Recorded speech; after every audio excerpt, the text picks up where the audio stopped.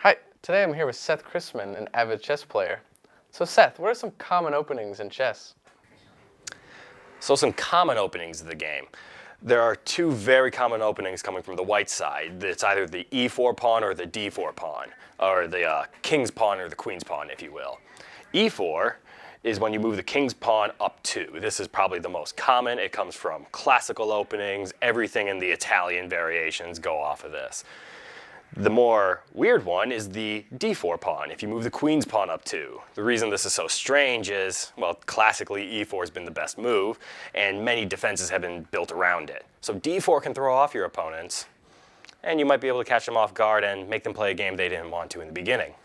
So what are the goals of these openings? The goal in any opening is usually to obtain center control. The center is the 4 squares right in the middle. The reason those are so important is if you control the center, your opponent then has to choose a side, either go to their left or their right. Upon choosing this, you can see where their plan is going and you can develop a little bit faster. I mean, if you have the center and you see your opponent going to the left, you can either close to the left and block their attack, or you can go for a very aggressive game and go for their very weak right side. So with all these awesome openings, is that all it takes to become a chess master? No, these openings is not all it takes in order to become the world's best. These openings have been developed for years, and knowing them definitely improves your game, but there's still the skill of knowing whether or not do I make this move versus this move, knowing certain combinations, when's a good time to trade, mid-game, late game. There's a lot more to the game than just knowing a few openings. So would you say there's a better color, or like which color's better than the other one? There has to be a difference, right? The age-old question of what's better, white or black. The percents are actually almost tied. It's slightly in white's favor at 50.01% to black's 49.99%. They're pretty much even, but more often than not, it comes down to whose skill is better, who knows the game better, who didn't make a mistake that game, etc. So since white always goes first, doesn't that mean that white controls the tempo of the game? It makes them first move?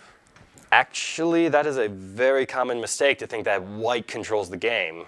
As I was saying before with like e4 and d4, if white, for example, moves to the e4 square, white already has an idea of what he wants to do, usually.